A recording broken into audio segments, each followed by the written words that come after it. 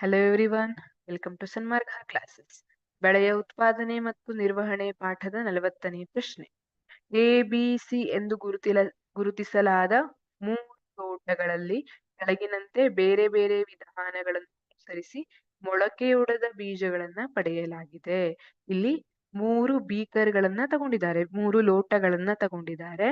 ಅದಕ್ಕೆ A B C ಅಂತ ಹೆಸರು ಕೊಟ್ಟಿದ್ದಾರೆ. ಅದರಲ್ಲಿ ಎ ಯಲ್ಲಿ ಏನ್ ಮಾಡಿದ್ದಾರೆ ಅಂತ ನೋಡೋಣ. ಲೋಟ ಎ ಯಲ್ಲಿ ಸಾವಯವ ಗೊಬ್ಬರವನ್ನ ಸೇರಿಸಿದ್ದಾರೆ. ಆದ್ರೆ ಲೋಟ ಬಿ ದಲ್ಲಿ ಯಾವುದನ್ನ ಸೇರಿಸಿದ್ದಾರೆ? ರಸಗೊಬ್ಬರವನ್ನ ಸೇರಿಸಿದ್ದಾರೆ. ಲೋಟ ಸಿ ದಲ್ಲಿ ಸಾವಯವ ಗೊಬ್ಬರ ಅಥವಾ ರಸಗೊಬ್ಬರ ಯಾವುದನ್ನೂ ಸೇರಿಸಿಲ್ಲ. ಇಲ್ಲಿ ಯಾವುದೇ ಗೊಬ್ಬರವನ್ನ ಸೇರಿಸಿಲ್ಲ, ಬರೀ ಮಣ್ಣಿನಲ್ಲಿ ಮಾತ್ರ ಮೊಳಕೆಯೊಡಿಸಿದ್ದಾರೆ. ಈ ದತ್ತಾಂಶಗಳನ್ನ ಆಧರಿಸಿ ಕೆಳಗಿನ ಪ್ರಶ್ನೆಗಳನ್ನು ಉತ್ತರಿಸಿ ಅಂತ ಕೇಳಿದ್ದಾರೆ.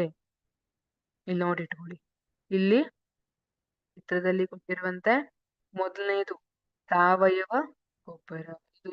ಇದು ಸಾವಯವ ಗೊಬ್ಬರ. ಇದು ನೋಡಿ, ರಸಗೊಬ್ಬರವನ್ನ ಸೇರಿಸಲಾಗಿದೆ.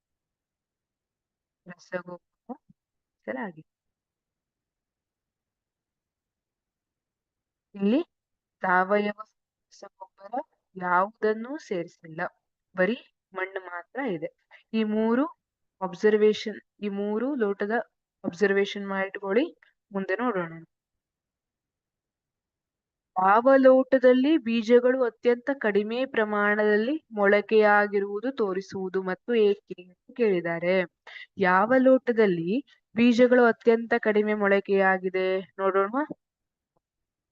ಎದಲ್ಲಿ ಕಡಿಮೆ ಆಗಿದೆ, ಬಿ ದಲ್ಲಿ ಒಳ್ಳೆ ಮೊಳಕೆ ಹೊಡೆದಿದೆ, ಸಿ ದಲ್ಲಿ ಮೊಳಕೆ ಹೊಡೆದಿರೋದು ಕಾಣ್ತಾನೆ ಇಲ್ಲ. ಹಾಗಾಗಿ ಎ ಮತ್ತು ಸಿ ಗೆ ನಾವು ಹೋಲಿಕೆ ಮಾಡಿದ್ರೆ ಸಿ ಲೋಟದಲ್ಲಿ ಅತ್ಯಂತ ಕಡಿಮೆ ಪ್ರಮಾಣದ ಮೊಳಕೆ ಹೊಡೆದಿದೆ ಅಂತ ಹೇಳ್ಬಹುದಾ? ಏಕೆ ಅಂತ ಕೇಳಿದ್ದಾರೆ ನೋಡಿ. ಸಿ ಲೋಟದಲ್ಲಿ ಬೀಜಗಳ ಮೊಳಕೆ ಕಡಿಮೆಯಾಗಿದೆ. ಯಾಕೆಂದ್ರೆ ಅಲ್ಲಿ ನಾವು ಯಾವ ಗೊಬ್ಬರವನ್ನು ಬಳಸಿಲ್ಲ. ಇದರಿಂದ ಏನಾಗ್ತದೆ? ಬೀಜಗಳಿಗೆ ಸರಿಯಾದ ಪೋಷಕಾಂಶಗಳು ಸಿಗೋದಿಲ್ಲ.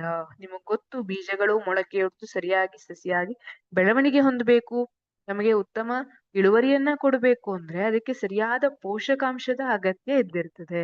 ಹಾಗಾಗಿ ಸಿದಲ್ಲಿ ಯಾವುದೇ ಪೋಷಕಾಂಶ ಇಲ್ಲದೆ ಇರೋದ್ರಿಂದ ಇಲ್ಲಿ ಅತ್ಯಂತ ಕಡಿಮೆ ಪ್ರಮಾಣದಲ್ಲಿ ಮೊಳಕೆಯಾಗಿರುತ್ತದೆ. ಯಾವ ಲೋಟದಲ್ಲಿ ಬೀಜದ ಅಧಿಕ ಮೊಳಕೆಯನ್ನು ತೋರಿಸುವುದು ಮತ್ತು ಏಕೆ ಅಂತ ಕೇಳಿದ್ದಾರೆ. ನಿಮಗೆ ಗೊತ್ತಿದೆ, ಬಿ ಲೋಟದಲ್ಲಿನ ಬೀಜಗಳು ಹೆಚ್ಚು ಮೊಳಕೆಯಾಗಿರುತ್ತವೆ. ಏಕೆಂದರೆ ಇಲ್ಲಿ ರಸಗೊಬ್ಬರವನ್ನು ನಾವು ಸೇರಿಸಿರ್ತೇವೆ. ಇದು ಒಂದು ನಿರ್ದಿಷ್ಟ ಪೋಷಕಾಂಶಗಳನ್ನು ಹೆಚ್ಚಾಗಿ ಹೊಂದಿರ್ತದೆ. ನಮಗೆ ನೈಟ್ರೋಜನ್ ಬೇಕು ಅಂದ್ರೆ ನೈಟ್ರೋಜನ್, ಪೊಟ್ಯಾಷಿಯಂ ಬೇಕು ಅಂದ್ರೆ ಅದು ಯಾವ ನಮ್ಗೆ ಪೋಷಕಾಂಶ ಬೇಕಲ್ಲ ನಮ್ ಗಿಡಕ್ಕೆ, ನಾವು ಅದನ್ನ ಕೊಟ್ಕೋಬಹುದು.